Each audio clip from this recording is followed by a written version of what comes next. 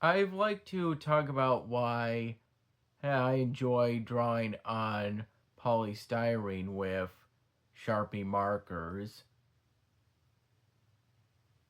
This is something that I've done since I was about 14 years old, when I found a piece of polystyrene.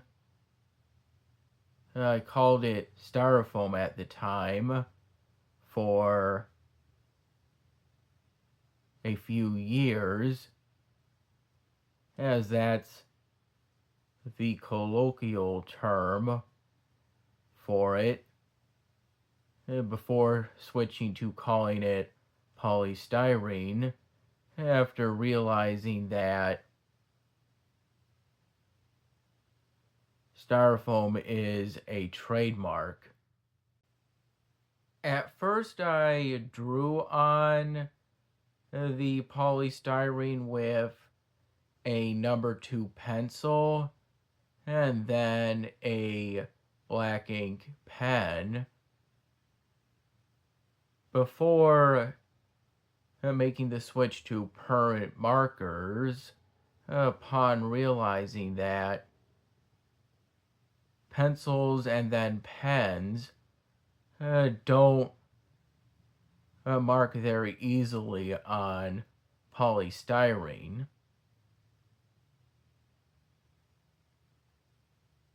It can still mark, though, and not with the ease as with permanent markers.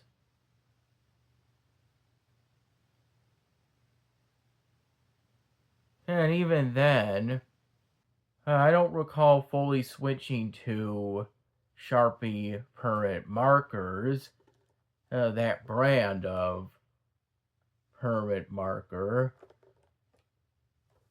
until at the latest, shortly after I had graduated from college and gotten my bachelor's degree. And at the earliest, it was at some point between my junior year and my senior year in college.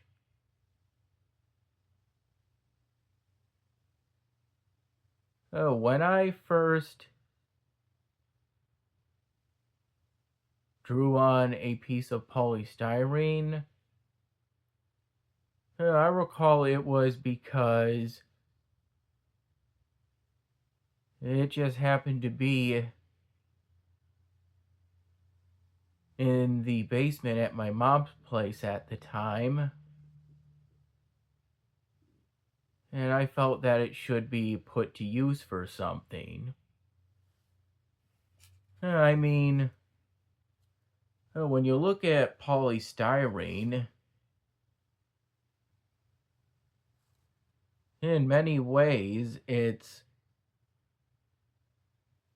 like paper. It's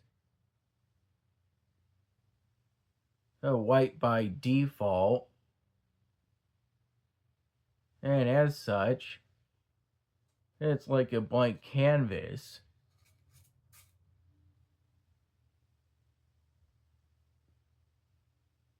But by drawing on polystyrene, I personally have found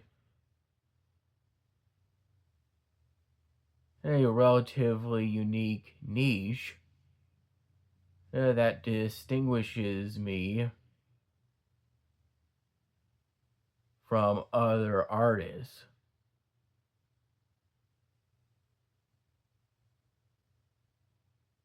And as for permanent markers, when it comes to using them, there are elements of drawing and painting involved. It hasn't been until relatively recently that I realized that using Sharpie markers does not just involve drawing.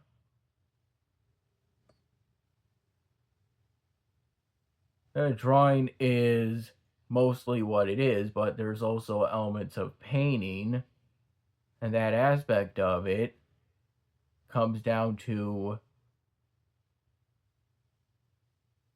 the blending and the two kinds, sloping and erasing. Sloping being when you use it to create gradient effects between different hues of the same color or between different colors. While the erasing kind involves trying to remove unintended marker from the polystyrene drawing project by using the lightest possible hue of whatever color happened to slightly bleed into an unintended area of a project or otherwise was unintentionally placed.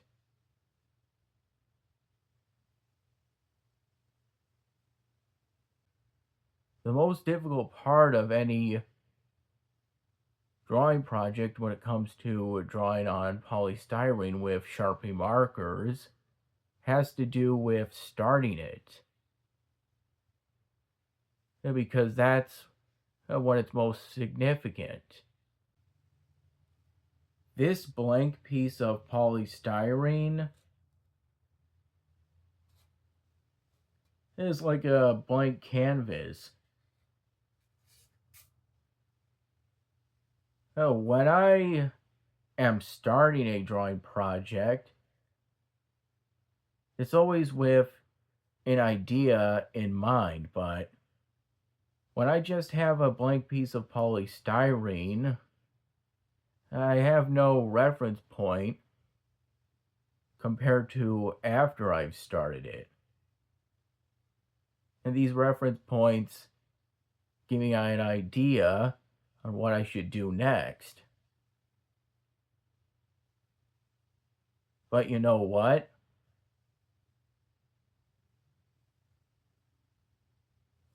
Even though I feel nervous to an extent every time I'm just starting a project,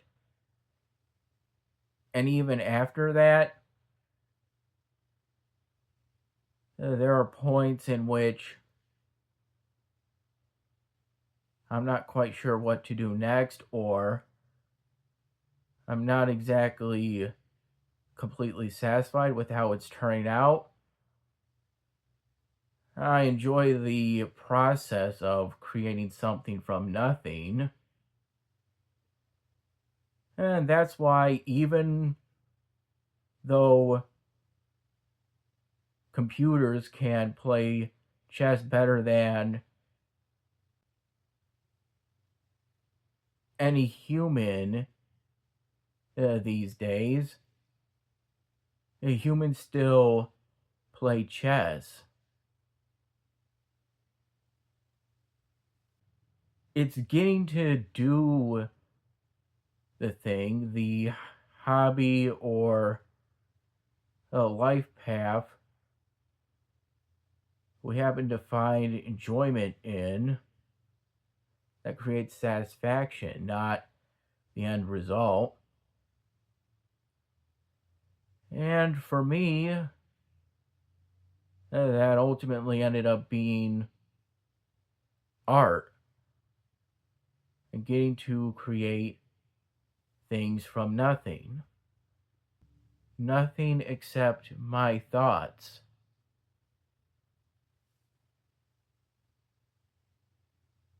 And transcribing them into reality. That's ultimately what I enjoy about drawing on polystyrene with Sharpie markers.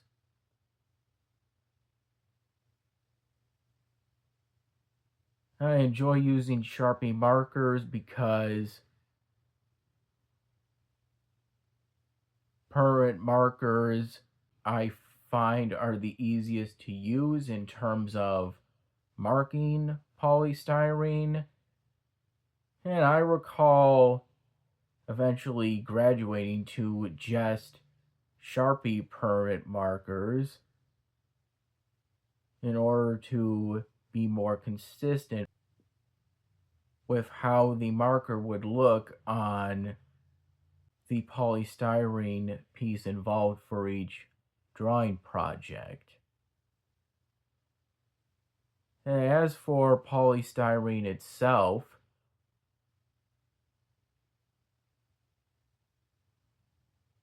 I think what I enjoy about it is that it feels unique to me. And these are ultimately the reasons why